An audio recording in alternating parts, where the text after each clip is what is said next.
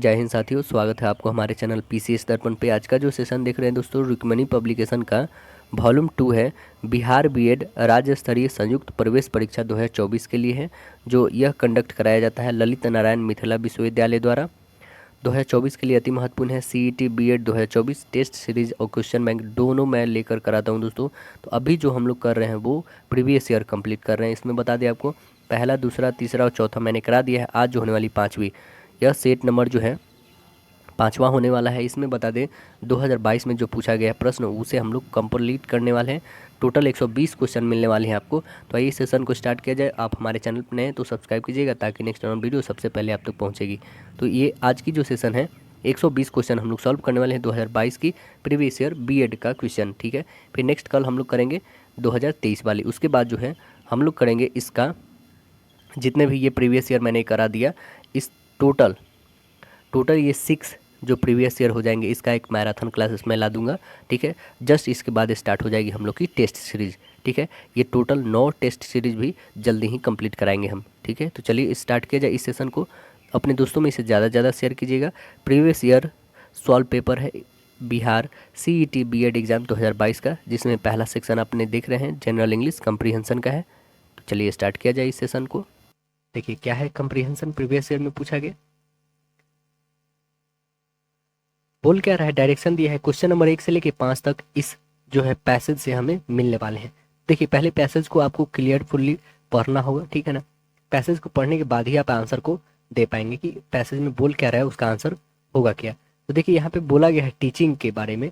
Teaching जो बताया जा रहा है कि more even than most other profession has been transferred during the last 100 years from a small, highly skilled profession concerned with the minority of a population to a large and important branch of a public service। ये बताया क्या जा रहा है दोस्तों कि 100 साल पहले की एजुकेशन और वर्तमान की एजुकेशन और जो मॉडर्न एजुकेशन है उसके बारे में इसमें बताया गया है इस पैसेज में। तो ठीक है ना, ये जो आपको पैसेज क्लियरफुली पढ़ना है। चलिए हम लोग आंसर को लगाते हैं कि क्या है क्वेश्चन हमारा। क्वेश्चन है क्या कि in ancient times the teaching profession was dash. जो हमारा प्राचीन समय था उसका टीचिंग प्रोफेशन कैसा था। तो कैसा था, यह था, आंसर बनेगा इसका डी। क्या था, limited to a highly skilled minority.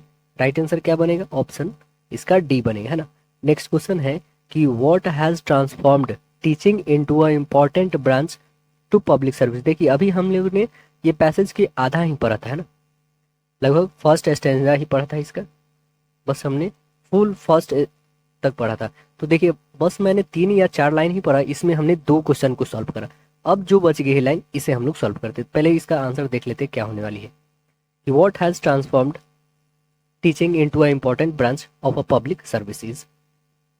Answer क्या बनेगा इसका, आंसर बनेगा बी, टेक्निकल और डेवलपमेंट्स, मतलब विकसित।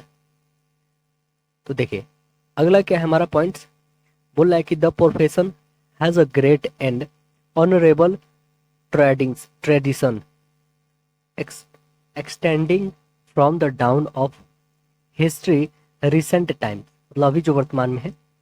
But any teacher in the modern world who allows himself to be inspired by the ideals of his professors is likely to be made sharply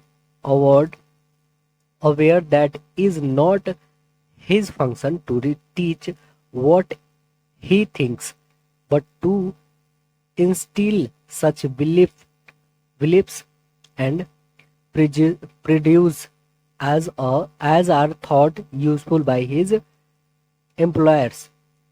next question देखेंगे हम लोग क्या है कि according to this passage in modern times a successful teachers is primarily supposed to dash. Answer आपकी बनेगी right answer C, the line preferred by those in authority. आज के समय में जो सक्सेसफुल टीचर के बारे में ऐसा माना जाता है कि वे उस लाइन को प्रिफर्ड करते हैं जिस लाइन को पहले अथॉरिटी मतलब प्रिफर्ड करते थे। नेक्स्ट क्वेश्चन क्या है कि the modern teacher is not able to follow the idols of his predecessors because of a tremendous adventures in professional skills। Answer बनेगा right answer A. Next question देखिए, seems to the author seems to be against the current trend in the teaching profession। Answer right answer इसका भी ए बनेगा। Next question क्या है कि direction दिया गया है हमारा कि question number 6 to 8 complete the sentence with suitable alternatives. देखिए सेंटेंस क्या है हमारा, we eat so that we dash live. Answer क्या बनेगा, वी डैश लिव। तो राइट आंसर बनेगा आपका may. We eat so that we may live.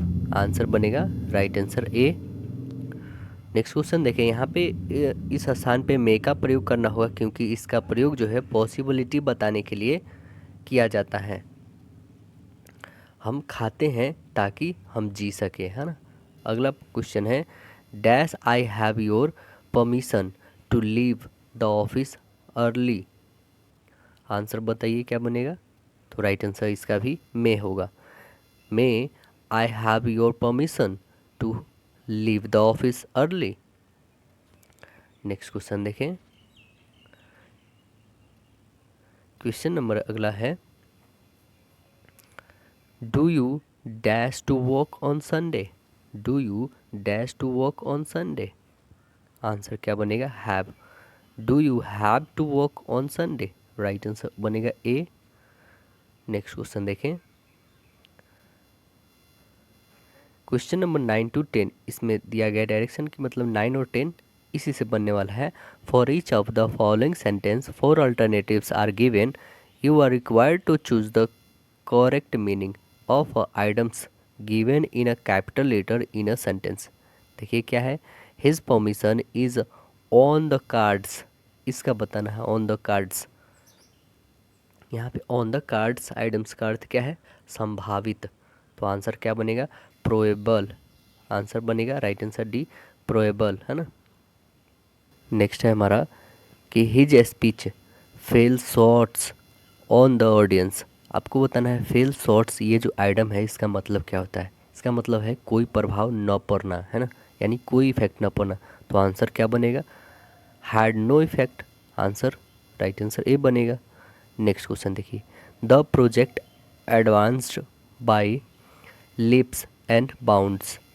Lips and bounds इसका मतलब क्या है, इसका मतलब होता है कि दिन दुगुना रात चौगुना। तो आंसर क्या बनेगा, रैपिडली। राइट आंसर बनेगा option number D, lips and bounds का मतलब होता है दिन दुगुना रात चौगुना। अब question number 12 to 13, out of 4 alternatives select the word of group of words that is most similar in meaning। तो देखिए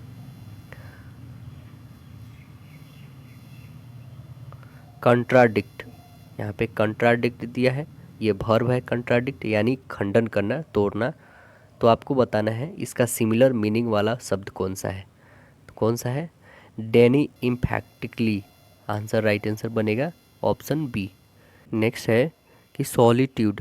सॉलिट्यूड मीन्स होता क्या है, तो सॉलिट्यूड मीन्स होता है अकेलापन, है ना। तो इसका सिमिलर मीनिंग बताइए कौन सा होगा, एलुफनेस होगा। आंसर क्या बनेगा, एलुफनेस। ऑप्शन नंबर बी होगा।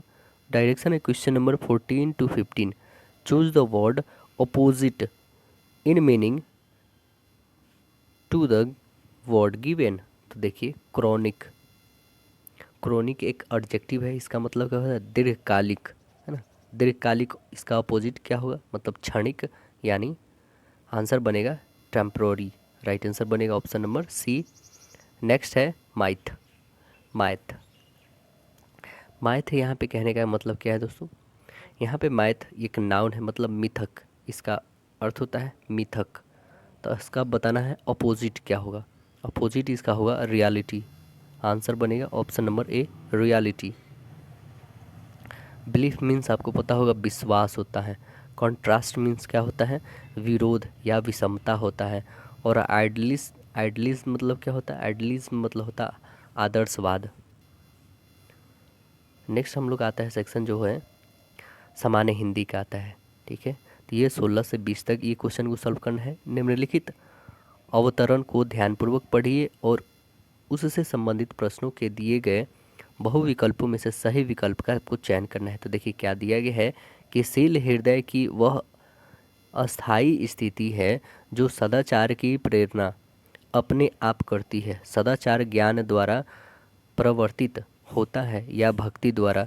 इसका पता यूं लग सकता है कि ज्ञान द्वारा प्रवर्तित जो सदाचार होगा उसका साधन बड़े कष्ट से हृदय को पत्थर के नीचे दबाकर किया जाएगा, पर भक्त द्वारा प्रवर्तित जो सदाचार होगा उसका अनुष्ठान बड़े आनंद से, बड़ी उमंग के साथ हृदय से होता हुआ दिखाई देगा। उसमें मन को मारना न होगा, उसे और सजीव करना होगा।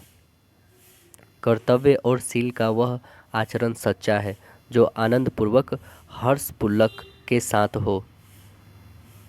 देखिए इससे क्वेश्चन क्या है बना हुआ?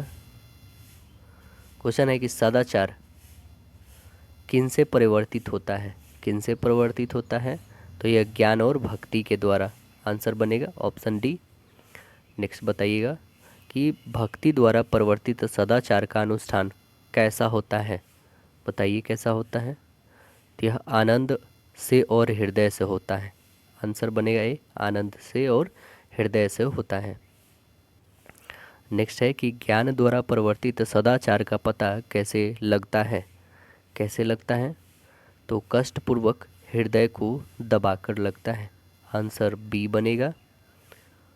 नेक्स्ट क्वेश्चन है कर्तव्य और शील का कौन सा आचरण सच्चा है? कौन सा आचरण सच्चा है? तो राइट आंसर बनेगा ऑप्शन सी, जो आनंद और हर्ष से युक्त हो। आंसर सी बनेगा।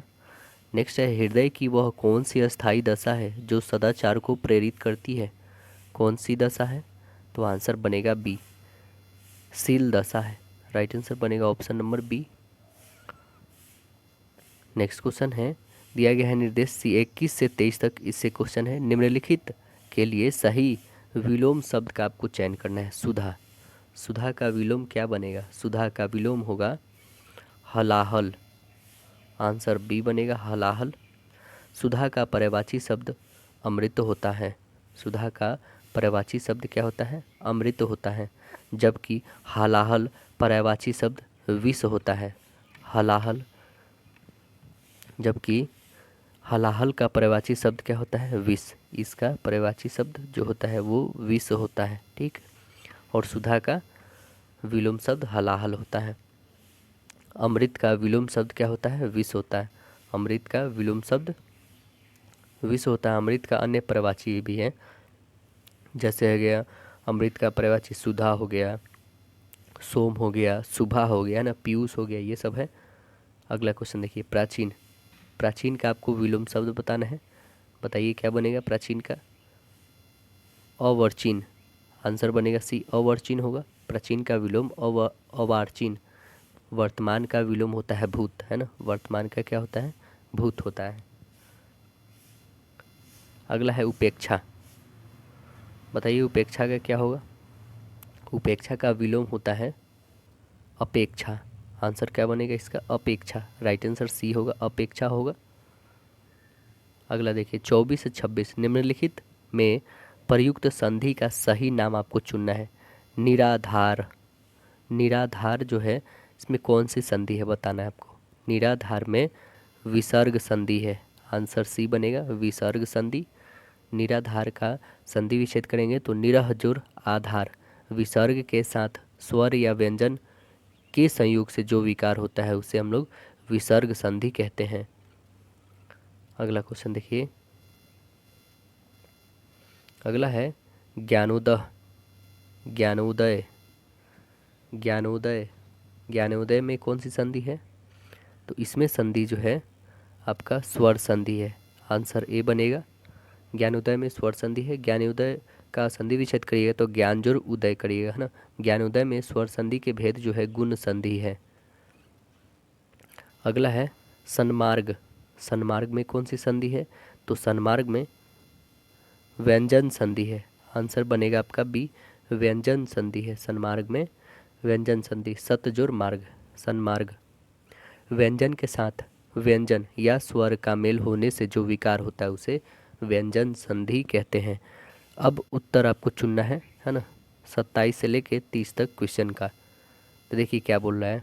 सर्कस उपन्यास के रचनाकार कौन है? ये सर्कस जो उपन्यास है उसके लेखक कौन है? तो इसके लेखक हैं संजीव, आंसर बनेगा डी, संजीव है। यशपाल के जो है प्रमुख रचनाएं हैं न्याय का संघर्ष। यशपाल जो है इनकी भी बहुत सारी कृतियां हैं, जैसे मैं बोल रहा हूँ सुनिए। न्याय का संघर्ष, बात बात में बात, ये सब है। और अमृतलाल नागर के बारे में भी जानिए, इनकी भी कुछ प्रमुख रचनाएं हैं, जैसे बूंद और समुद्र, अमृत और विष, शतरंज के मोहरे, है ना। अगला है कि गिरी शब्द का शुद्ध बहुवचन बताना है आपको। गिरी शब्द का शुद्ध बहुवचन क्या होगा? तो आंसर बनेगा गिरियाँ, आंसर होगा ऑप्शन ए, गिरियाँ होगा। अगला क्वेश्चन है व्याकरण क्या है? व्याकरण क्या है? तो व्याकरण जो है भाषा का नियम है, आंसर बनेगा ऑप्शन ए।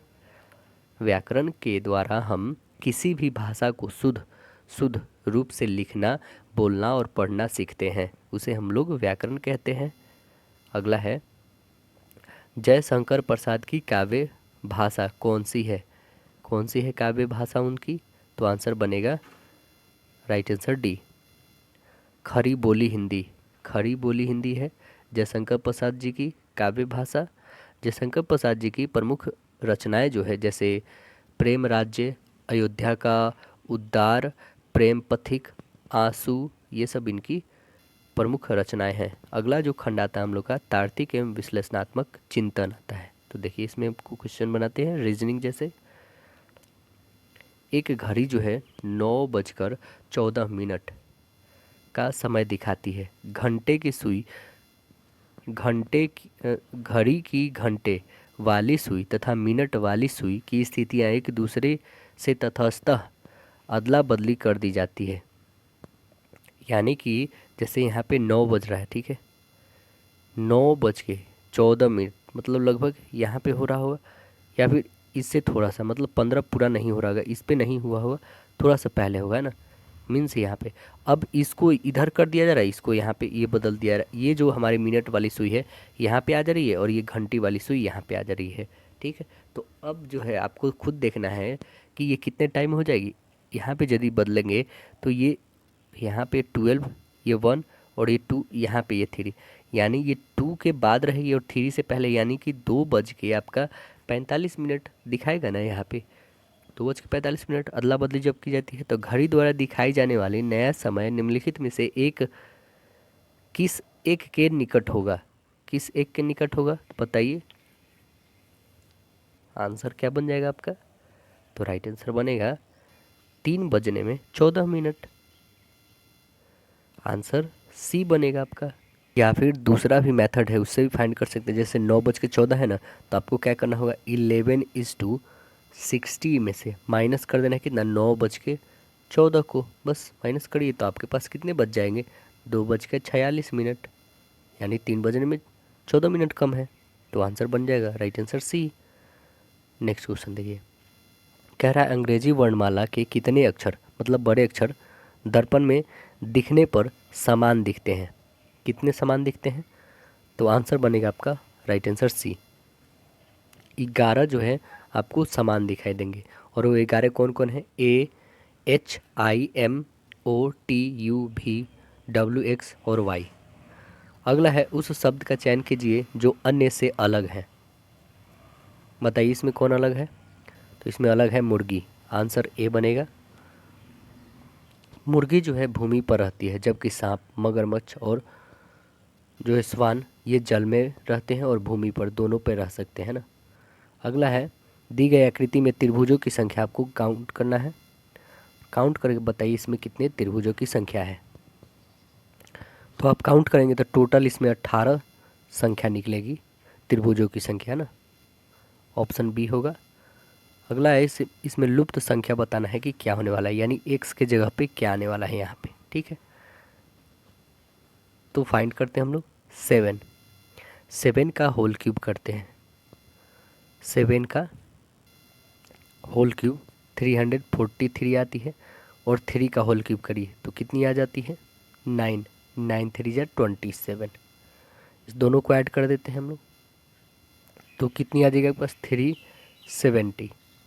आपने देखा इसका होल क्यूब इसका होल क्यूब दोनों को ऐड करें तो 370।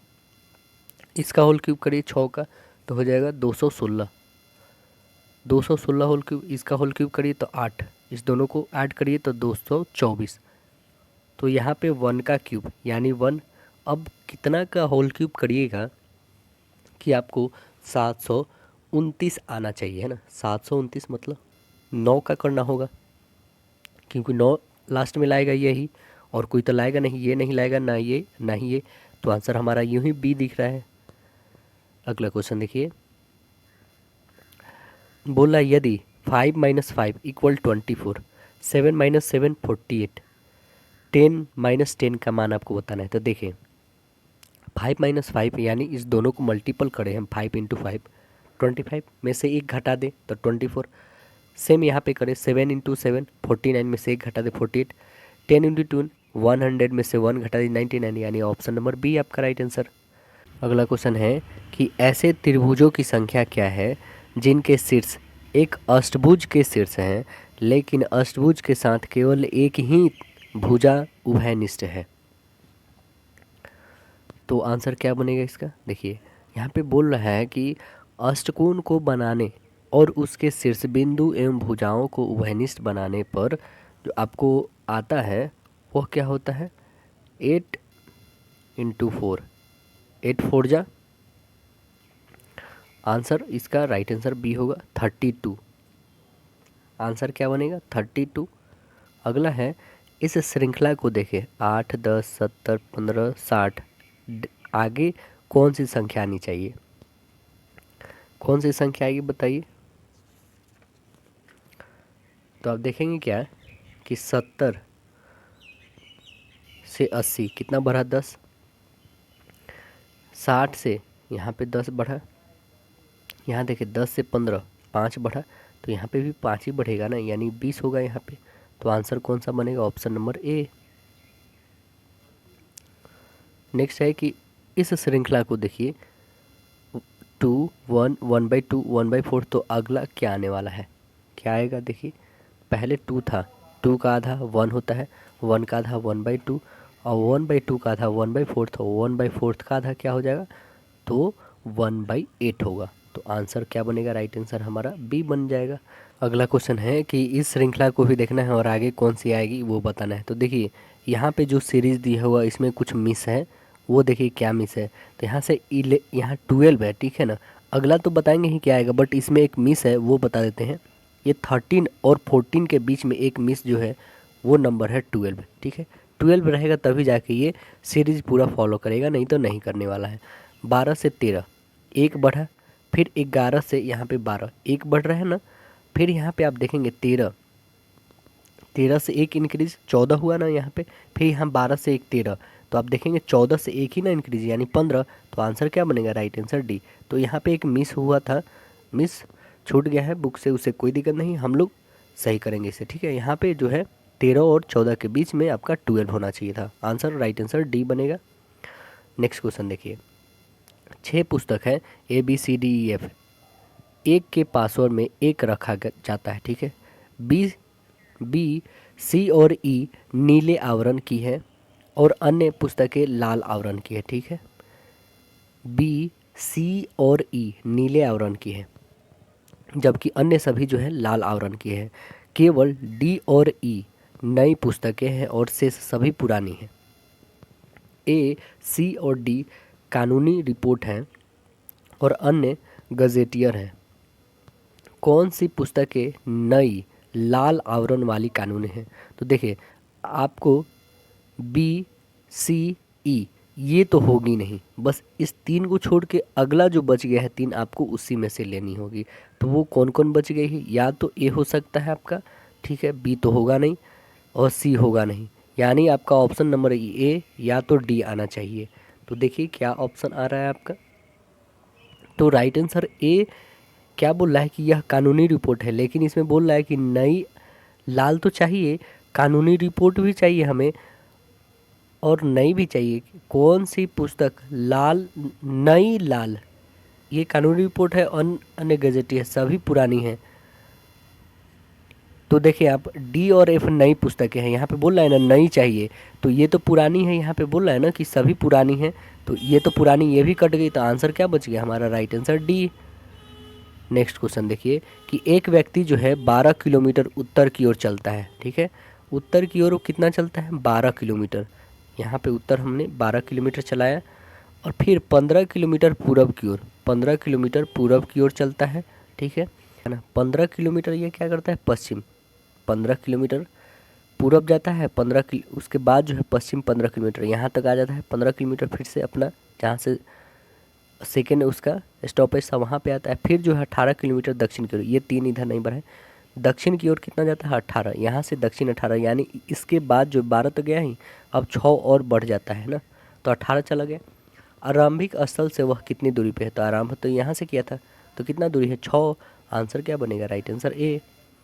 नेक्स्ट क्वेश्चन देखिए कि एक क्लब में 108 सदस्य हैं, उनमें से 2/3 पुरुष हैं तथा शेष महिला हैं। 9 महिला सदस्य को छोड़कर शेष सभी सदस्य विवाहित हैं। क्लब में विवाहित महिला कितनी हैं आपको बताना है। तो कितनी होंगी विवाहित महिला, एक क्लब के सदस्यों की संख्या 108 है, पुरुषों की संख्या कितनी हो जाएगी, तो 108 गुने 2/3 काटिए तो कितना हो जाएगा, 36 दूना 72, 72 को पुरुषों की संख्या, तो महिलाओं की संख्या कितनी हो जाएगी, तो 108 में से 72 घटा लीजिए, यानी 36 महिलाओं की संख्या, जिसमें 9 महिला जो है अविवाहित है।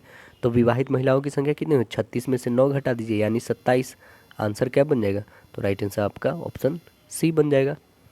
अगला देखिए 44 से 46 तक आपको बनेगा। इन श्रृंखला में आप अक्षर पैटर्न देख रहे होंगे और श्रृंखला के मध्य या श्रृंखला के अंत में रिक्त स्थान को पूर्ति करना है आपको।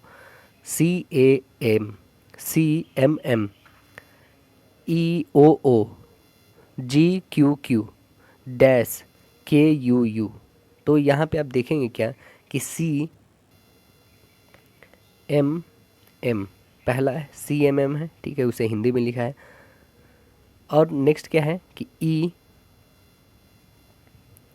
EOO, ठीक है। अब अगला है GQ,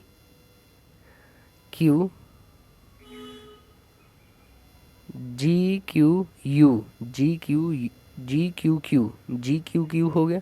तो नेक्स्ट क्या आने वाला है, नेक्स्ट क्या आएगा, तो ISS, तभी तो आगे जाके बन रहा है KUU, है ना। तो आंसर क्या आ गया हमारा, ISS, आंसर बन रहा है ऑप्शन नंबर सी। अगला क्वेश्चन देखिए, फिर इसमें हिंदी में ही लिख दिया है JAK, यानी JAK। फिर नेक्स्ट क्या बना रहा है, KBL, आपको लिखना होगा अब इसे हिंदी में, KBL। नेक्स्ट क्या बन रहा है, LCM। नेक्स्ट क्या बन रहा है हमारा कि MDN। तो अगला क्या आने वाला है, तो देखिए JKLM, तो नेक्स्ट आएगा N, कंफर्म है, N से स्टार्ट, N से बस एक ही स्टार्ट है, तो आंसर नंबर आपका बी बन जाएगा। नेक्स्ट क्वेश्चन देखें, इसमें भी सेम वही कर दिया है, इसे क्या लिखा गया है, BCB। नेक्स्ट क्या है लिखा गया आपका, DED। नेक्स्ट क्या लिखा है, FGF। नेक्स्ट है आपका HIH। तो आगे आपको बताना क्या होता है, देखिए B से 2 बढ़ा, D यहाँ से 2 बढ़ा, F यहाँ से 2 बढ़ा, H से 2 बढ़ेगा, यानी J से स्टार्ट होने वाला कौन है, एक ये है और एक ये है, मतलब A और D है आपका J से होने वाला स्टार्ट। फिर देखिए यहाँ पे C से E आया, कितना बढ़ा, 3 और 2, यहाँ पे भी 5, 5 2 7 2 9, तो 11, 11 पे क्या होता है, K होता है। अब देखिए K इसमें भी है, K इसमें है ही नहीं, तो ये कैंसिल, यानी ऑप्शन नंबर आपका राइट आंसर ए बन गया। अगला क्वेश्चन देखिए, बोल रहा है क्या है कि 47 से 50 क्वेश्चन नंबर आपको बनने वाला है। इसी से नीचे दिए गए सूचना के आधार पर उसके नीचे दिए गए 4 प्रश्नांकों की उत्तर देना है आपको। देखिए गोपाल, हर्ष, इंद्र, जय और कृष्णन के स्वनगर अहमदाबाद, भोपाल, कटक, दिल्ली, एर्नाकुलम अनिवार्यतः इसी क्रम में नहीं है। वे इंजीनियर, चिकित्सा, वाणिज्य, अर्थशास्त्र तथा इतिहास कॉलेजों में पढ़ रहे हैं। अनिवार्यतः इस क्रम में भी नहीं है। वे पांचों लड़कों में से कोई भी अपने स्वनगर में नहीं पढ़ रहा है, परंतु प्रत्येक लड़का उपयुक्त नगर में से एक में पढ़ रहा है। तो निम्नलिखित भी दिया गया है, निम्नलिखित भी दिया गया है। सो देखे क्या है, बोल क्या रहा है कि गोपाल का स्वनगर एर्नाकुलम है। गोपाल का स्वनगर क्या है, एर्नाकुलम है। हर्ष अहमदाबाद अथवा भोपाल में नहीं पढ़ रहा है, अर्थशास्त्र कॉलेज भोपाल में है। इंटर का स्वनगर कटक है। कृष्णन दिल्ली में पढ़ रहा है। जय एर्नाकुलम में पढ़ रहा है तथा इतिहास कॉलेज के लिए स्वनगर अहमदाबाद में स्थित है। इंजीनियरिंग कॉलेज एर्नाकुलम में स्थित है। उपयुक्त दी गई सूचना के आधार पर अगले 4 प्रश्नों का उत्तर हमें देना है। देखिए कृष्णन का स्वनगर कौन सा है बताना है आपको। तो बताइए कृष्णन का स्वनगर कौन सा है। कृष्णन का बन जाएगा आपका भोपाल। आंसर बनेगा राइट आंसर ए, भोपाल होगा। कृष्णन का क्या होगा, भोपाल। अगला है कि इंद्र के स्वनगर में कौन सा कॉलेज है, कौन सा कॉलेज है। तो इसका वाणिज्य और चिकित्सा कॉलेज है। आंसर डी बनेगा। नेक्स्ट है भोपाल में कौन पढ़ रहा है। भोपाल में कौन पढ़ रहा है, तो गोपाल तथा अथवा इंद्र। आंसर सी बनेगा। अगला है यदि इंद्र अहमदाबाद में पढ़ रहा हो तब निम्नलिखित व्यक्ति जो है स्वनगर तथा पढ़ने का स्थान समूहों में कौन सा एक सही सुमेलित है। तो सही सुमेलित जो है जय अहमदाबाद एर्नाकुलम में। आंसर आपका बी बनेगा। में निम्नलिखित प्रत्येक प्रश्न में 4 शब्द दिए गए हैं, जिनमें से 3 किसी न किसी रूप से एक जैसे हैं, जबकि चौथा शब्द जो है अलग है। तो आइए हम लोग देखते हैं कौन सा अलग है। प्लासी, हल्दी घाटी, पानीपत, सारनाथ। तो आप देख रहे हैं ना कि प्लासी, हल्दी घाटी और पानीपत ये तीनों जो है हमारे इतिहास से जुड़े हुए, ये भी इतिहास से जुड़ा हुआ, बट ये तीनों जो है युद्ध स्थल इतिहास से जुड़ा हुआ है ना, प्लासी, हल्दी घाटी और पानीपत। बट सारनाथ में जो था गौतम बुद्ध ने पहली बार अपना उपदेश दिया था यहाँ पे, है ना। तो आंसर बनेगा राइट आंसर डी। अगला देखिए विनम्र, विनीत, नागरिक और ईमानदार। तो इसमें कौन सा होगा सबसे अलग, इसमें सबसे अलग आपका होगा नागरिक। राइट आंसर आपका क्या बनेगा, सी। क्योंकि विनम्र और विनीत और ईमानदार ये कौन होता है, नागरिक तो है, ये इसका गुण है नागरिक, है ना। तो आंसर बनेगा सी। अगला देखिए ग्रेनाइट, बिटुमिनस, एंथ्रासाइट और लिग्नाइट। इसमें आंसर बताइए क्या बनेगा। आंसर आपका ग्रेनाइट होगा। आंसर क्या बनेगा, ग्रेनाइट। क्योंकि बिटुमिनस, एंथ्रासाइट, लिग्नाइट ये सभी क्या है, कोयला के प्रकार है, जबकि ग्रेफाइट क्या है, चट्टान है, मतलब शिला है। ये ग्रेनाइट अन्य सभी से अलग है, अलग। अगला क्वेश्चन देखिए क्या है कि वल्व, तंत्रिकाएं, धमनी और महाधमनी, इसमें सबसे अलग कौन है। तो इसमें सबसे अलग जो है तंत्रिकाएं। आंसर बी बनेगा यहाँ पे, तंत्रिकाएं। तो देखेंगे कि बल्ब, धमनी और महाधमनी ये सभी रक्त में संबंधित कार्य करते हैं, जबकि तंत्रिकाएं द्वारा सभी अंगों का नियंत्रण किया जाता है ना। तो इसलिए आंसर बी बनेगा। अगला देखिए ऊपरी केंद्र, भूकंप विज्ञान केंद्र और गड्ढा। आंसर क्या बनेगा, राइट आंसर इसका डी बनेगा, गड्ढा होगा। क्योंकि ऊपरी केंद्र भूकंप विज्ञान, ऊपरी केंद्र भूकंप विज्ञान और केंद्र ये सभी जो है भूकंप से संबंधित है, जबकि गड्ढा नहीं, अतः गड्ढा आंसर इसका राइट आंसर बनेगा डी।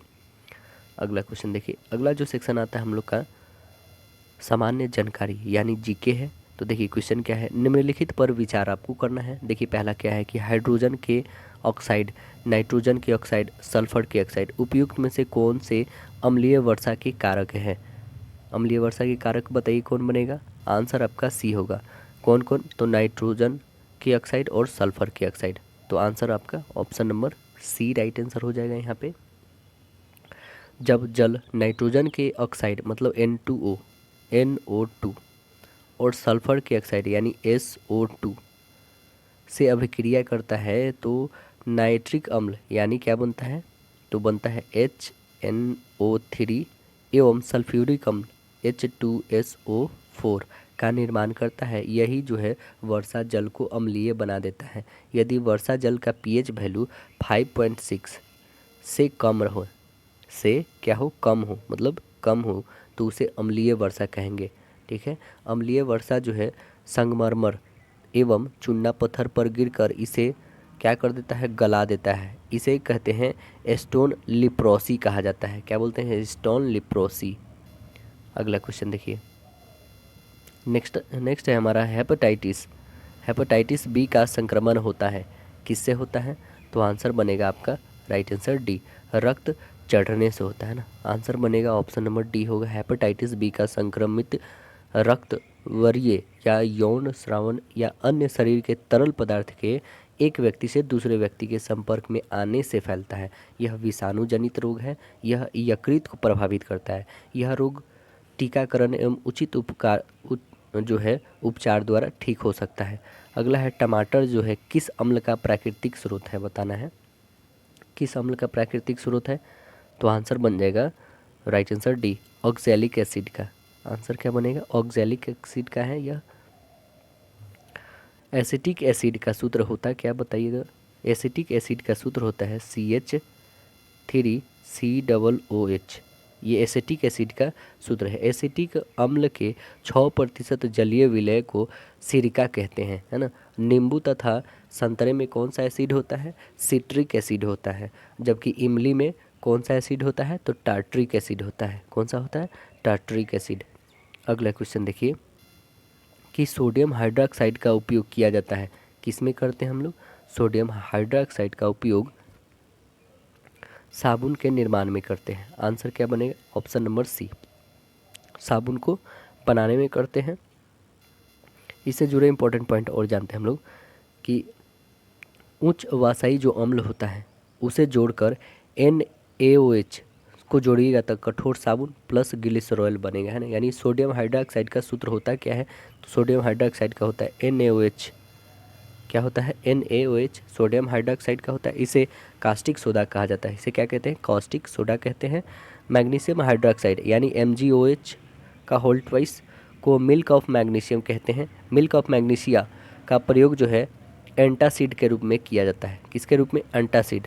अगला क्वेश्चन है निम्नलिखित में से किसने सबसे पहले यह कहा था पृथ्वी गोलाकार है, तो गोला कौन बोला था, आंसर बताइए।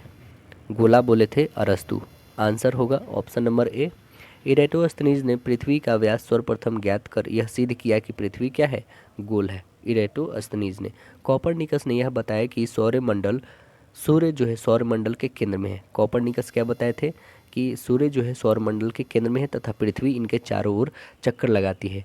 कॉपरनिकस यह भी बोले थे, कॉपरनिकस ने हेलियोसेंट्रिक सिद्धांत और टॉलमी क्या दिए थे, गुरुत्व केंद्र सिद्धांत दिए थे। अगला क्वेश्चन है कि ज्वालामुखी उद्गार वैल्केनो जो है एरप्शन नहीं होता है, कहाँ पे नहीं होता है, तो आंसर बनेगा आपका ऑप्शन नंबर ए, बाल्टिक सागर में नहीं होता है। देखिए बाल्टिक सागर कहाँ पे है, तो उत्तरी यूरोप का एक सागर है जो लगभग सभी ओर से भूमि से जुड़ा हुआ है, मतलब मट्टी से जुड़ा हुआ है ना। बाल्टिक देश में मुख्यतः कौन कौन आता है, तो देखिए एस्टोनिया आता है, लातविया, लिथुआनिया आते हैं बाल्टिक देश में। कुल सक्रिय ज्वालामुखी अधिकांशतः प्रशांत महासागर के तटीय भाग में पाया जाता है। प्रशांत महासागर के जो है परिमेखला को अग्निवलय यानी fire ring of the Pacific भी कहा जाता है। ऑस्ट्रेलिया महाद्वीप में एक भी ज्वालामुखी नहीं है। ज्वालामुखी से सबसे अधिक मात्रा में जल वाष्प निकलती है। विश्व का सबसे ऊंचा ज्वालामुखी पर्वत जो है कोटोपैक्सी है जो इक्वाडोर में है। अगला है क्वाड्राइट क्यांतित यानी मेटामॉर्फस होता है, किससे होता है, तो आंसर बनेगा राइट आंसर सी, बलुआ पत्थर से। आंसर सी बनेगा बलुआ पत्थर से। बलुआ पत्थर अवसादी चट्टानें हैं, क्या है, मेटामॉर्फिस अवसादी चट्टानें हैं ये, तथा ताप दाब एवं रासायनिक क्रियाओं के कारण अग्नेय एवं अवसादी चट्टानों के कायांतित चट्टान का निर्माण होता है। अवसादी चट्टानें परतदार चट्टानें होती है। कायांतित या रूपांतरित चट्टान का उदाहरण संपीड़न, सीस्ट या स्लेट, संगमरमर आदि होते हैं। चूने पत्थर जो है अवसादी चट्टान का रूपांतरण मार्बल में होता है। अग्नेय चट्टान ग्रेफाइट का रूपांतरित नीस में होता है। ग्रेबो अग्नेय चट्टान का रूपांतरण सर्पेंटाइन कैंतित चट्टान में होता है। अगला है निम्नलिखित निम्नलिखित प्राकृतिक तथ्यों पर विचार करना है आपको। निम्नलिखित तथ्यों पर विचार करिए। देखिए क्या है, स्थलीय तापन, प्रकाश प्रवर्तन, प्रकाश अपवर्तन, प्रकाश विवरण। इनमें से किस तथ्य के कारण जो है मरीचिका बनती है? जो कहाँ पे, डिजर्ट यानी रेगिस्तान में वगैरह में बनती है मरीचिका। मतलब आपको दिखाई देगी कि हाँ यहाँ पे पानी है, बट वहाँ पे पानी नहीं रहती। जैसे आप हाईवे वगैरह पे चलिएगा तो गर्मी के दिनों में दिखाई देगा कि बहुत दूर जो है वहाँ पे पानी लगी हुई, बट लगी नहीं रहती है। तो ये क्या है, मरीचिका उसको बोलते हैं हिंदी में, है ना। तो आंसर इसका क्या बनेगा, बोलिए। आंसर इसका स्थलीय तापन होता है, प्रकाश परावर्तन और प्रकाश अपवर्तन। आंसर, राइट आंसर सी इसका फॉलो करने वाला है। अगला प्रश्न देखें कि WHO का पूर्ववर्ती नाम बताना है। मतलब इससे पहले इसका नाम क्या था? इससे पहले इसका नाम था गैट। आंसर बी बनेगा। इसका नाम सबसे पहले क्या था? गैट। गैट का पुराना नाम क्या है? The general the general agreement on traffic and trade. GATT की स्थापना होती है कब? 1947। कब होता है? 30 अक्टूबर 1947 को। गैट 1 जनवरी 1948 को से प्रभाव लागू हो गया। विश्व व्यापार संगठन की स्थापना जो है 1 जनवरी 1995 को गैट के स्थान पर किया गया। WTO का स्थापना जो होता है 1 जनवरी 1995 को होता है गैट के स्थान पर। WTO का जो है 164वां सदस्य देश कौन है? अफगानिस्तान बना है। WTO का मुख्यालय कहाँ पे है? जेनेवा में स्थित है। अंकटाड की स्थापना कब होती है? अंकटाड की स्थापना इसकी होती है दिसंबर 1964। बस डेट नहीं याद रखें आप, याद रखना है 1964 अंकटाड का हुआ है ना। अगला क्या है? यूनिडो। यूनिडो का कब हुआ है? तो इसकी स्थापना होता है 1966 में होता है, यह भी याद रखें। OECD की स्थापना कब होती है? तो 1961 में होता है ना। अगला क्वेश्चन देखिए कि वर्ल्ड डेवलपमेंट रिपोर्ट एक वार्षिक प्रकाशन है, किसका है? तो यह वार्षिक प्रकाशन जो है अंतर्राष्ट्रीय पुनर्निर्माण एवं विकास बैंक का है। आंसर आपका बी राइट आंसर होगा। विश्व बैंक द्वारा वर्ल्ड डेवलपमेंट रिपोर्ट 1978 से प्रकाशित किया जा रहा है। UNDP द्वारा 1990 में मानव विकास रिपोर्ट प्रकाशित किया गया। UNDP की स्थापना 1965 में किया गया है। प्रथम प्रथम जो है HDI 1990 में निकाला गया था, जिसके जनक जो है महबूब उल हक को माना जाता है। विश्व बैंक और अंतर्राष्ट्रीय मुद्रा कोष की स्थापना बूटन वुड्स सम्मेलन 1944 में होता है। अगला है मनुष्य में टाइफाइड बुखार किसके कारण होता है? किसके कारण होता है? तो आंसर बनेगा right answer B, salmonella typhi के कारण होता है। Salmonella typhi. टाइफाइड बुखार जो है साल्मोनेला टाइफी के कारण होता है। यह छोटी आंत को प्रभावित करता है। प्लाज्मोडियम वैक्स के कारण जो है मनुष्य में मलेरिया रोग होता है। यह मादा एनफ्लूएंजा मच्छर के काटने से होता है। अगला है क्वेश्चन हमारा, तिरुपुर विश्व के अन्य क्षेत्रों को निम्नलिखित वस्तुओं में से किसके निर्यात के लिए प्रसिद्ध है? किसके निर्यात के लिए प्रसिद्ध है? तो बने हुए वस्त्र के लिए, बुने हुए वस्त्र। आंसर आपका सी बनेगा। तिरुपुर विश्व के अनेक क्षेत्रों में बुने हुए वस्त्र के लिए निर्यात के लिए प्रसिद्ध है। तिरुपुर जो है नोएल नदी के किनारे बसा हुआ तमिलनाडु का शहर है। भारत सूती वस्त्र का जन्मभूमि है। भारत का कृषि पर आधारित प्राचीनतम उद्योग सूती वस्त्र उद्योग है। भारत का कृषि पर आधारित सबसे संगठित और सबसे बड़ा उद्योग सूती वस्त्र उद्योग है। रेलवे के बाद सबसे अधिक रोजगार देने वाला संगठित क्षेत्र जो है सूती वस्त्र उद्योग है। दक्षिण भारत का मैनचेस्टर कोयम्बटूर को कहा जाता है। सूती वस्त्र की राजधानी मुंबई को कहते हैं। अगला है SI प्रणाली में स्थितिज ऊर्जा की इकाई आपको बताना है। क्या है स्थितिज ऊर्जा की इकाई?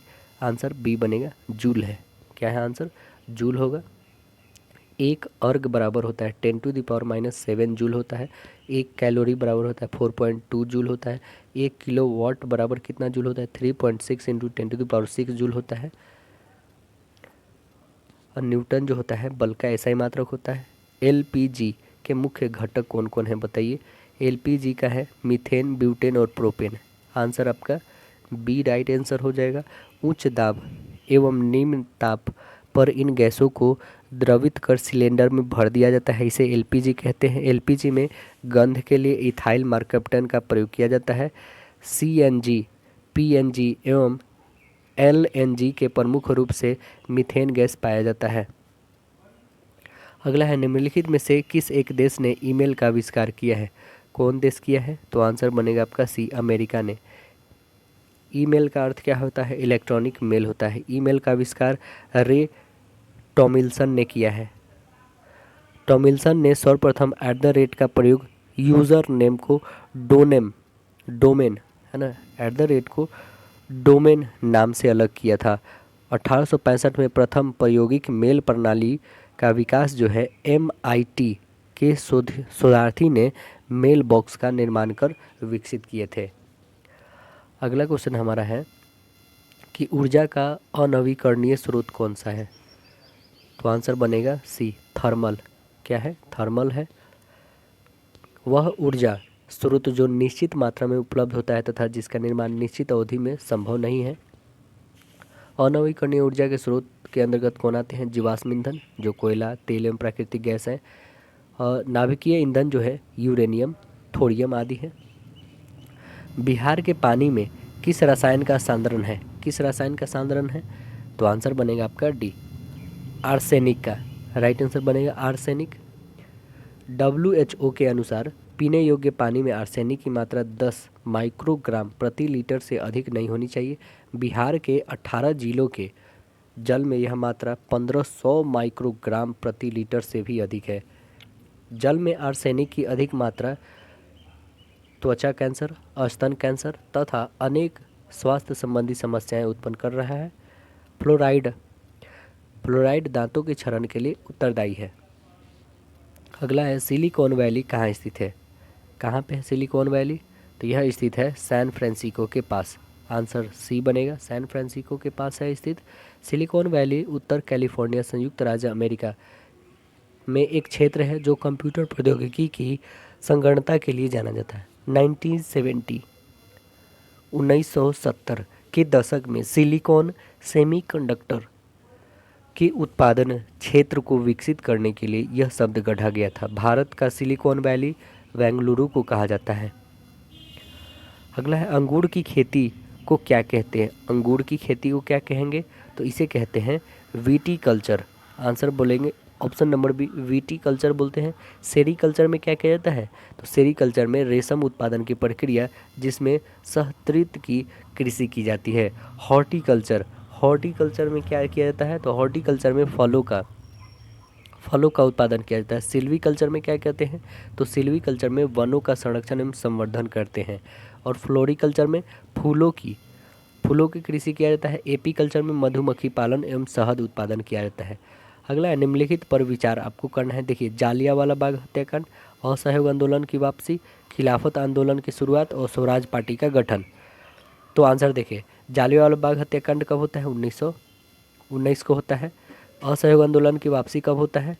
तो असहयोग आंदोलन जो होता है यह इसकी होती है 1922 में होता है। क्यों? चौरी चौरा घटना के कारण 1922। और खिलाफत आंदोलन कब होता है? तो यह होता है जालियांवाला बाग हत्याकांड के कारण 1919 में। और फिर स्वराज पार्टी की स्थापना कब होती है? तो 1923 में। तो आप खुद यहाँ से असेंडिंग या डिसेंडिंग ऑर्डर लगा सकते हैं। तो ऑप्शन बेसिस पे आपको देखना होगा। तो देखेंगे कि पहले 19, फिर 19, फिर 22, तब 23, यानी ए होना चाहिए। उसके बाद सी। तो क्या है? क्या ए, एक सी, उसके बाद है हमारा एक सी और बी, एक सी और बी, एक सी बी। ऑप्शन नंबर आपका सी ही मैच कर रहा है, तो राइट आंसर सी बन जाएगा आपका, है ना। 12 फरवरी को होता है असहयोग आंदोलन, 1922 को होता है। यह जो होता है चौरी चौरा हत्याकांड के कारण लिया जाता है। स्वराज पार्टी की स्थापना 1923 को होता है। इलाहाबाद में जो है CR दास और पंडित मोतीलाल नेहरू ने किया था। खिलाफत आंदोलन 1919 से लेकर 22 के मध्य चला था।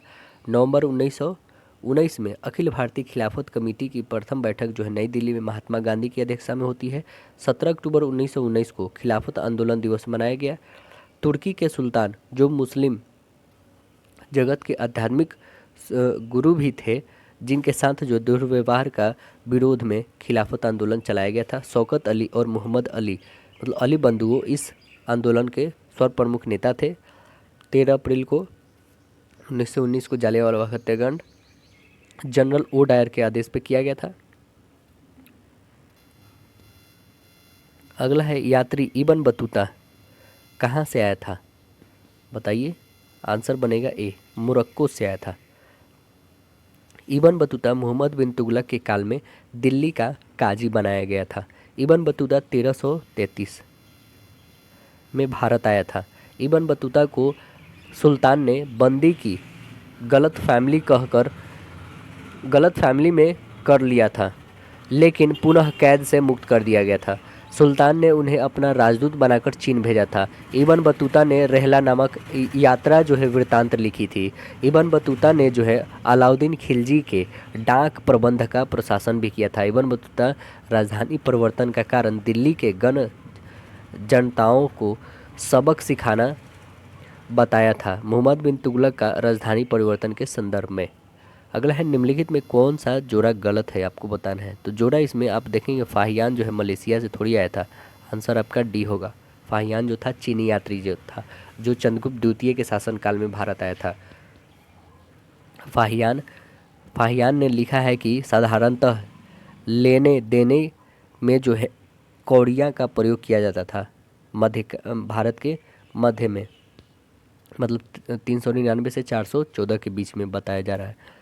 वेनसंग हर्षवर्धन के शासनकाल में भारत आया था। मेगास्थनीज चंद्रगुप्त मौर्य के दरबार में सेल्यूकस निकेटर का राजदूत बनकर आया था। और मेगास्थनीज ने इंडिका पुस्तक की रचना किया है। इंडिका पुस्तक में मौर्य नगर प्रशासन का सबसे अधिक जानकारी प्राप्त होता है। अगला है प्रसिद्ध कथन किसने कहा था। तो ये कथन क्या है, देखिए कथन है इसमें कि मनुष्य स्वतंत्र पैदा होता है, लेकिन वह हर जगह जंजीरों में जकड़ा होता है। किनका है यह भाषा, किनका है यह वचन कथन। तो आंसर बनेगा आपका राइट आंसर डी, रूसो का है। आंसर बनेगा डी, रूसो का पुस्तक जो है सोशल कॉन्ट्रैक्ट पुस्तक की रचना है। और रूसो का कथन गरीब ईश्वरीय न्याय नहीं है। रूसो मनुष्य में निहित संप्रभुता को सर्वोपरि मानते थे। मोंटेगू की पुस्तक जो है द स्पिरिट ऑफ लॉस है। रूसो का जन्म जेनेवा में हुआ है। घड़ीसाज परिवार में हुआ है। जेनेवा स्विट्जरलैंड में पड़ता है। रूसो को फ्रांसीसी क्रांति 14 जुलाई जो 1789 में शुरू हुआ था, उपयुक्त वातावरण तैयार करने वाला कहा गया।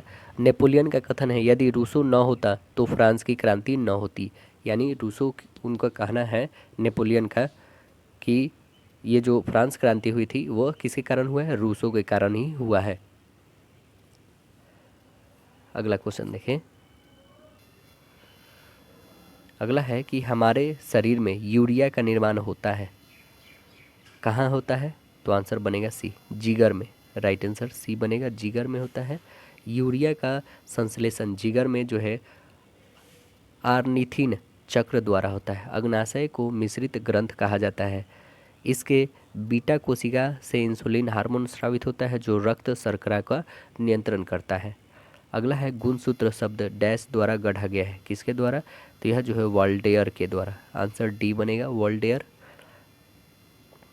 अगला क्वेश्चन है हमारा, जब भारतीय न्यायिक पद्धति में लोकहित मुकदमा PIL लाया गया तब भारत के मुख्य न्यायमूर्ति कौन थे।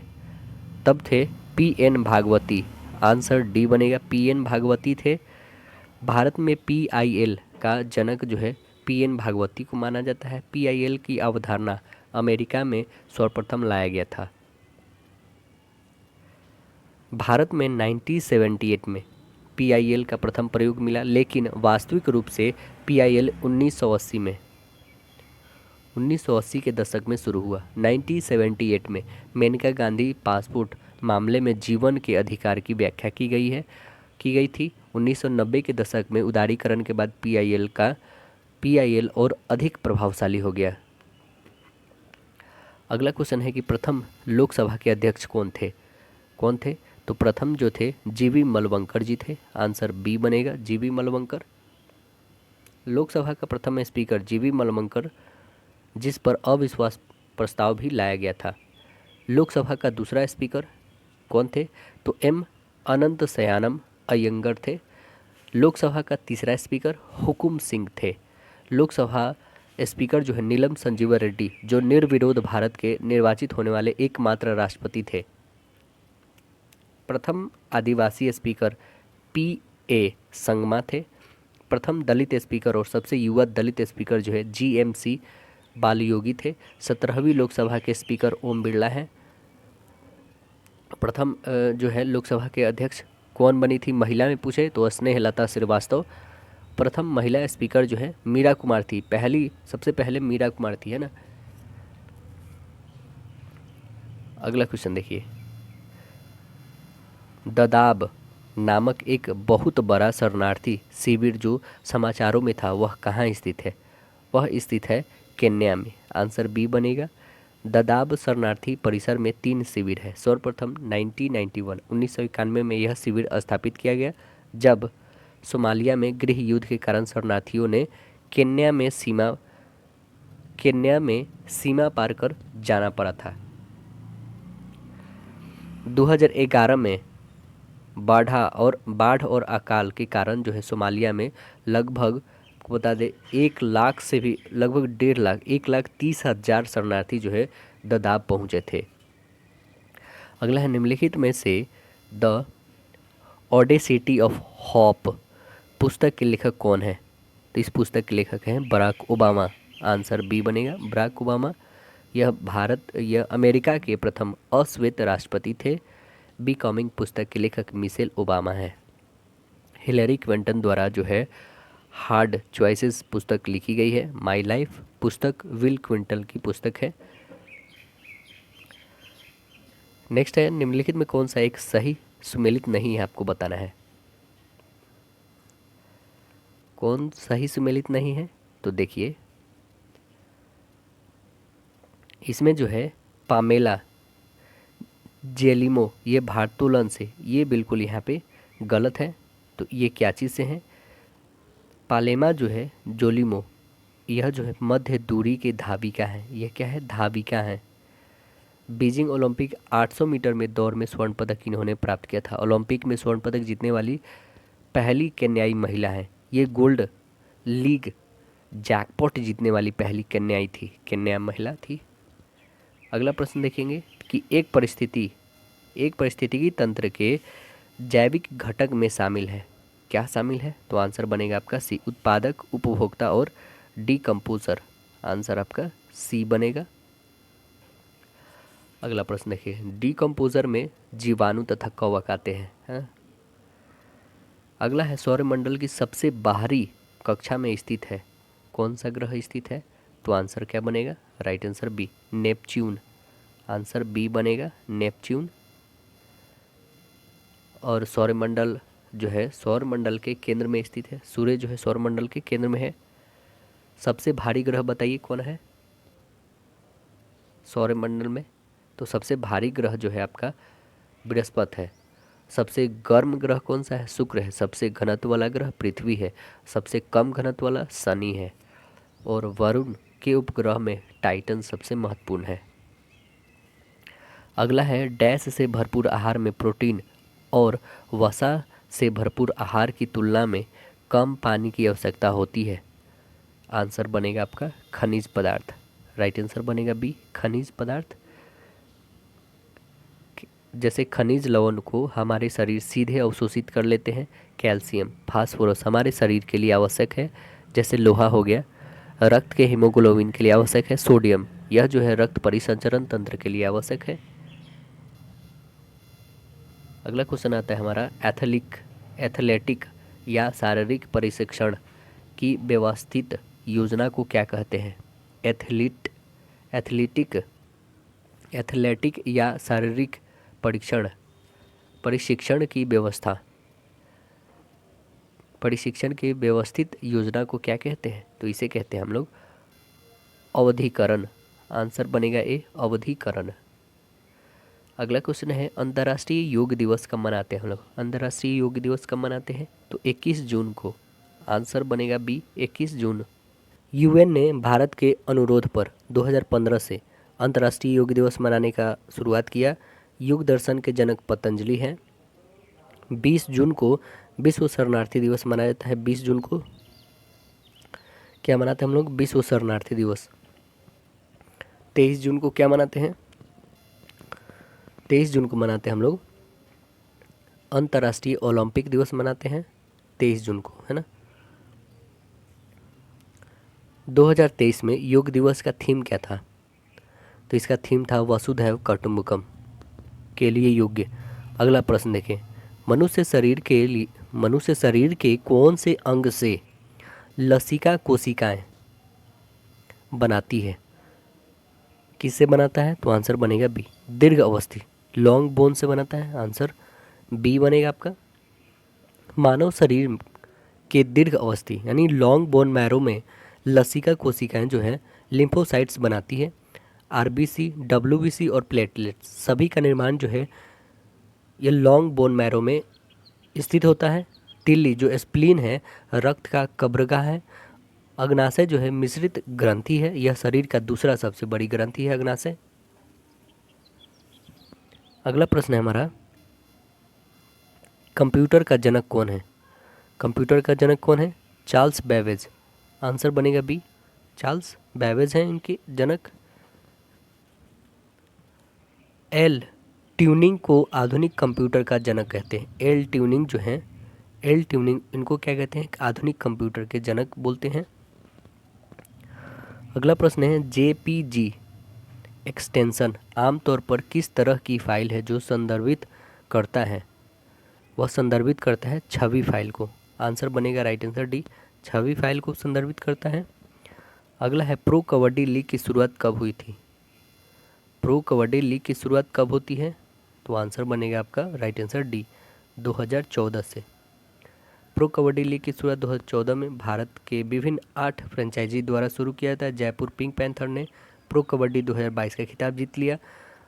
कबड्डी खेल को दक्षिण भारत में जो है चेडू गुड्डू नाम से जाना जाता है। कबड्डी खेल बांग्लादेश का राष्ट्रीय खेल है। आईपीएल का शुरुआत 2008 में हुआ है।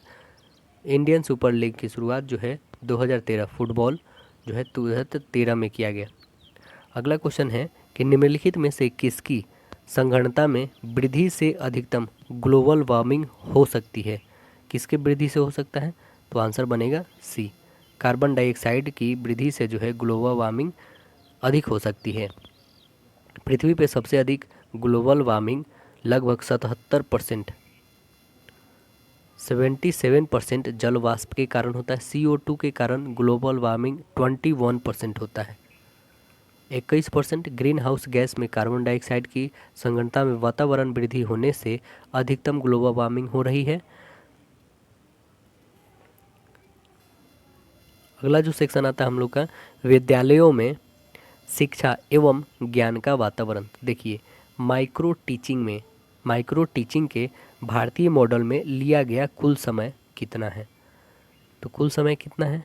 आंसर बनेगा आपका सी, 36 मिनट है। सूक्ष्म शिक्षण को इस तरह परिभाषित किया गया है जहां इस कक्षा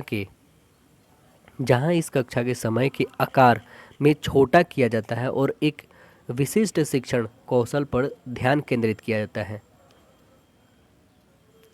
सूक्ष्म शिक्षण के भारतीय मॉडल में एनसीईआरटी द्वारा विकसित सूक्ष्म शिक्षण की अवधि जो है निम्नलिखित है। देखिए, शिक्षण 6 मिनट, प्रतिपुष्टि 6 मिनट, पुनः पाठ योजना 12 मिनट, पुनः शिक्षण 6 मिनट और पुनः प्रतिपुष्टि 6 मिनट और संपूर्ण जो है टोटल जोड़ने पे 36 मिनट। यानी सूक्ष्म के 6 चरण हैं जो आप लोग को मैंने बताया, इसमें 36 मिनट लगते हैं। विकास का अर्थ क्या है बताना है। विकास का अर्थ है यहाँ पे गुणात्मक परिवर्तन। आंसर ए होगा, गुणात्मक परिवर्तन होगा। पहला इसमें देखेंगे आप लोग, विकास की निम्नलिखित विशेषताएं हैं। क्या है? पहला कि मात्रा में हम लंबाई, वजन जैसे तत्वों को मापते हैं। मात्रात्मक रूप से माप को वृद्धि कहते हैं जो विकास का एक उपवर्ग है। दूसरा क्या है? विकास परिवर्तन को एक श्रृंखला है। विकास परिवर्तनों की एक क्या है? श्रृंखला है जो परिपक्वता और अनुभव के परिणाम स्वरूप एक क्रमबद्ध अनुमति स्वरूप में होती है। तीसरा क्या है कि व्यवहारिक परिवर्तन अधिगम और परिपक्वता के परिणाम है जो किसी जीव के नियंत्रण विकास में परिपक्वता कहा जाता है। अगला क्वेश्चन देखिए, तो निम्नलिखित में से किस विद्वान ने मानव विकास की अवधारणा की शुरुआत किया है? तो आंसर बनेगा डॉक्टर महमूद अल हक, doctor Mahmood ul Haq. Answer C बनेगा। मानव विकास को लोगों की स्वतंत्रता और अवसरों को बढ़ाने और उनकी भलाई में सुधार करने की प्रक्रिया के रूप में परिभाषित किया गया है। मानव विकास वास्तविक स्वतंत्रता के बारे में है। आम लोगों को यह तय करना है कि क्या करना है और कैसे जीना है। मानव विकास के 4 संकेतक इस प्रकार है। कौन कौन? स्वास्थ्य के लिए जीवन प्रत्याशा, स्कूली शिक्षा की अपेक्षा वर्ष, शिक्षा के लिए जो है स्कूली शिक्षा के वर्ष, और जीवन स्तर के लिए प्रति व्यक्ति सकल राष्ट्रीय आय। अगला क्या है कि शब्द जो है शिक्षा शास्त्र का अध्यापन विज्ञान डैश का अर्थ है, किसका अर्थ है? तो आंसर क्या बनेगा? तो राइट आंसर बनेगा बच्चों को समझाने के लिए। आंसर क्या बनेगा? राइट आंसर डी, बच्चों को समझाने के लिए। नेक्स्ट क्वेश्चन देखेंगे आप, तो सही प्रतिक्रिया और उचित व्यवहार को बढ़ाने के लिए निम्नलिखित में से किसका उपयोग किया जाना चाहिए? किसका किया जाना चाहिए? स्तुति का। आंसर क्या बनेगा? स्तुति का किया जाना चाहिए। पूर्ण बलन को केवल एक प्रभाव के रूप में परिभाषित किया जाता है जो प्रतिक्रिया की संभावना को बढ़ाता है। छात्रों के बीच प्रेरणा विकसित करने के लिए कक्षा में पूर्ण बलन जैसे प्रशासन, ग्रेड आदि का उपयोग किया जाना चाहिए। इनका उपयोग सही प्रतिक्रियाओं और उचित व्यवहारों को बढ़ाने के लिए किया जाता है। अगला है कि पाठ्यक्रम का एक हिस्सा है। क्या है हिस्सा? आंसर बताइए। आंसर बनेगा पाठ्याचार्य। आंसर ए बनेगा। एक स्कूल पाठ्यक्रम स्कूल में आयोजित अनुभवों का एक पूरा सेट है। इसमें उद्देश्य, लक्ष्य, शिक्षण वस्तु, विषय वस्तु, शिक्षण योजनाएं और शिक्षण प्रक्रिया में सभी शिक्षण अधिगम संघन है जो छात्र के अनुभवों की आवश्यकता को पूरा करते हैं। पाठ्यक्रम विकास का सुसंगत क्रम क्या है? तो देखेंगे आवश्यकताओं का आकलन, उद्देश्यों का निरूपण, पुस्तकों या फिर अधिगम के अनुभवों का चयन और पाठ्यक्रम का मूल्यांकन। अगला है यशपाल समिति रिपोर्ट। यशपाल समिति रिपोर्ट 1993 का नाम है। आंसर बनेगा क्या? तो बिना बोझ के सीखना। आंसर बिना बोझ के सीखना। यहाँ पे बोला गया यशपाल समिति रिपोर्ट 1993 के नाम बिना बोझ के सीखना। प्रोफेसर यशपाल कमेटी 1992-93 में। एक परिचय इसके बारे में बताते हैं कि भारत सरकार के मानव संसाधन विकास मंत्रालय ने वर्ष 1992 में एक राष्ट्रीय सलाहकार समिति बनाई। इस समिति में देश के 8 शिक्षाविदों को शामिल किया गया, जिसके अध्यक्ष जाने माने वैज्ञानिक व शिक्षाविद प्रोफेसर यशपाल को बनाया गया। यशपाल समिति का उद्देश्य क्या था? तो शिक्षा के सभी स्तरों पर विद्यार्थियों, विशेषकर छोटी कक्षा के विद्यार्थियों पर पढ़ाई के दौरान पढ़ने वाले बोझ को कम किया जाए और साथ ही शिक्षा की गुणवत्ता में कैसे सुधार लाया जाए। दूसरा क्या था कि प्राप्त मत, विचार, सुझाव और आदि के आधार पर समिति ने 15 जुलाई 1993 को सरकार को अपनी रिपोर्ट सौंपी। समिति ने लिखा था कि बच्चों के लिए स्कूली बस्ते वे बोझ से ज़्यादा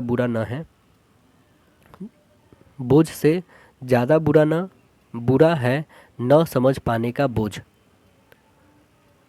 तीसरा क्या है पॉइंट कि वर्ष 2005 में प्रोफेसर यशपाल की अध्यक्षता में राष्ट्रीय संचालन समिति का गठन होता है। अगला प्रश्न है सीखने के उद्देश्य का अर्थ क्या है? सीखने के उद्देश्य का अर्थ क्या है? तो इसका अर्थ है इच्छित सीखने के परिणाम। आंसर डी बनेगा, इच्छित सीखने का परिणाम। बोला क्या रहे कि अधिगम नए व्यवहार की अधिग्रहण या अनुभव के परिणाम स्वरूप पुराने व्यवहार को मजबूत या कमजोर करना। यह व्यवहार में प्रगतिशील परिवर्तन का प्रतिनिधित्व करता है। इसमें ज्ञान, आदतों और दृष्टिकोण का अधिग्रहण भी शामिल है। इसलिए सीखने के परिणाम ज्ञान, कौशल और क्षमताओं के बयान होते हैं जो व्यक्तिगत छात्रों के पास होने चाहिए और सीखने के अनुभव को पूरा करने या सीखने के अनुभव के अनुक्रम को प्रदर्शित करते हैं। सीखने के परिणाम के लक्षण जो है बहुत हैं, जैसे 5 लक्षण है। पहला लक्षण क्या है कि सीखने के परिणाम में विशिष्ट और अच्छी तरह से परिभाषा किया जाना चाहिए। दूसरा क्या है, सीखना परिणामी यथार्थवादी होनी चाहिए। तीसरा क्या है, सीखने के परिणामों को कार्यकाल के पाठ्यक्रम के साथ संरेखित करना चाहिए। चौथा क्या है, सीखने के नतीजे सरल होने चाहिए। पांचवा क्या है, सीखने के परिणामों को सीखने के उत्पादों पर ध्यान केंद्रित करना चाहिए, ना कि सीखने की प्रक्रिया पर। अगला क्या है, निम्नलिखित में कौन सा सामाजिक व्यवहार का उदाहरण नहीं है? कौन नहीं है? तो आंसर बनेगा सी, भीड़ भाड़। भीड़ भाड़ जो है नहीं है। अगला है, लक्ष्य निर्देशित व्यवहार को अवरुद्ध करना है। निराश, आंसर बनेगा ए, निराश। इनमें कौन कक्षा की गतिविधि से संबंधित है? कौन है? तो आंसर बनेगा बी, तरीका। राइट आंसर बनेगा बी, तरीका। अगला है, अनुशासनात्मक शब्द डैश को प्रबंध तकनीक कहा जाता है। किसको कहते हैं? तो आंसर बनेगा डी, योजना को कहते हैं। आंसर डी होगा। निम्नलिखित शिक्षण विधियों में से कौन सा एक प्रगतिशील सिद्धांत पर आधारित है? कौन है? तो आंसर क्या बनेगा? राइट आंसर डी, समस्या समाधान। आंसर बनेगा ऑप्शन नंबर डी होगा यहाँ पे। नेक्स्ट है कि शिक्षक मुख्य रूप से निम्नलिखित में से किस विधि द्वारा विद्यार्थी के समूल व्यवहार का अध्ययन करता है? तो आंसर बनेगा राइट आंसर ए, अवलोकन। नैतिकता किसका विज्ञान है? किसका विज्ञान है? तो आंसर बनेगा आपका आंसर सी, आचरण का। किसका है? आचरण का। तो राइट आंसर सी बनेगा। अगला क्वेश्चन देखिए, निम्नलिखित में से कौन सा एक रचनात्मक बच्चे का गुण यानी क्षमता नहीं है? तो कौन नहीं है? शुद्धता। आंसर राइट आंसर बनेगा इसका डी होगा। अगला है कि TLM का उपयोग डैश के लिए किया जाना चाहिए। TLM का उपयोग किसके लिए किया जाना चाहिए? तो यह किया जाना चाहिए सीखने की सुविधा के लिए। आंसर डी बनेगा, सीखने की सुविधा के लिए किया जाना चाहिए। अगला क्वेश्चन देखिए, सबसे प्रभावी शिक्षण सहायता है, वह क्या है? तो वह है प्रत्यक्ष अनुभव। आंसर बी होगा। सबसे शाश्वत विद्यालय अपने शिक्षकों में निम्नलिखित में से किस गुण को सबसे अधिक बढ़ावा देगा? किस में देगा सबसे अधिक? तो आंसर बनेगा सी, योग्यता। राइट आंसर सी होगा। नेक्स्ट है कि छात्रों को स्कूल में खेल क्यों खेलना चाहिए? क्यों खेलना चाहिए? ताकि यह सहयोग और भौतिक संतुलन विकसित करेंगे। आंसर डी बनेगा।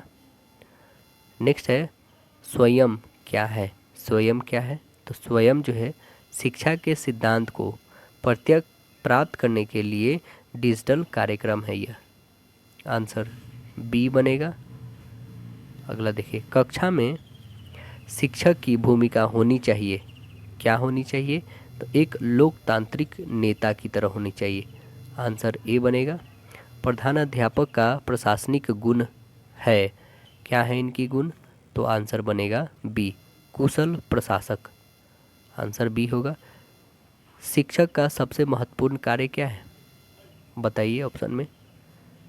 शिक्षक का महत्वपूर्ण कार्य क्या है? तो इनकी महत्वपूर्ण कार्य है शिक्षण कार्य को व्यवस्थित करना। आंसर ए बनेगा। अगला और लास्ट है, चरित्र का विकास होता है। चरित्र का विकास किसके द्वारा होता है? तो आंसर क्या बनेगा? उपयुक्त सभी द्वारा, इच्छा शक्ति द्वारा, आचरण और व्यवहार द्वारा और नैतिकता के द्वारा। तो आंसर डी बनेगा।